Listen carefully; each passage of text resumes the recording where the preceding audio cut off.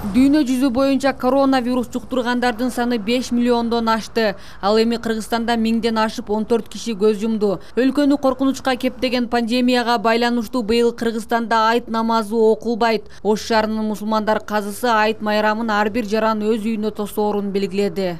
Быйыл айт намаздар окулбайт. Ошон үчүн бир гана багамдат намазын окугандан кийин сиз менен биз кыла турган иш биринчи ата эненин ак батасын алып майрамдык маанайда үйдө дасторкон жайып майрамдайбыз. Агайыны туугандардан кабар алабыз. Жетим жесирден кабар алабыз. Майрамдык маанай өзгөчө өткөрүү ар бирибизге насип кылсын. Айт майрамы тилектер кабыл боло турган майрам. Айт майрамы күнөөлөр кечириле турган майрам.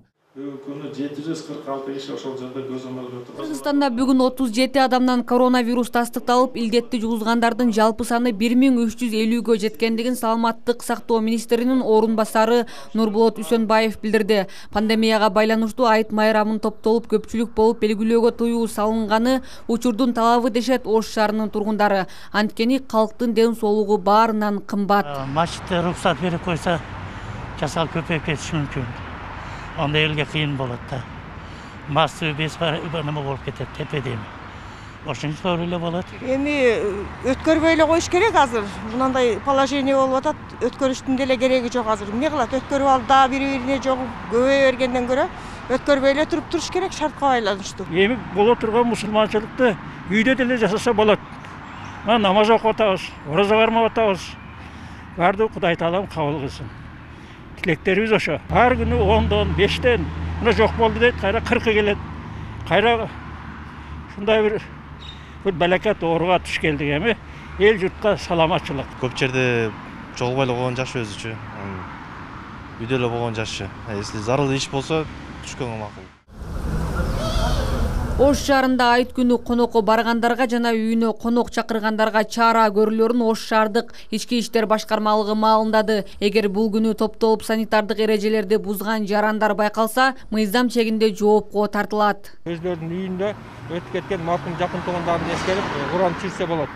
Эгерде кимде ким мамлекеттик деңгээлдеги талапты аткарбастан айттарга барып, чогулуп тамак жеп, топтолушуп турган болсо, анда Кыргыз Республикасынын мыйзамдарына ылайык алар сөзсүз түрдө жазалынат. Тагыраак айта турган болсок, Кыргыз Республикасынын жазык кодексинде 180-беренеде 5 жылга чейин эркинен ажыратуу каралган. Андан сырткары Жоруктар кодексинин 219-беренесиндеги жаңы кирген өзгөртүүлөргө ылайык жарандарга 5000ден баштап 60.000ге чейин жазана жана 40 саатка чейин коомдук жумуштарга тартылышы мүмкүн.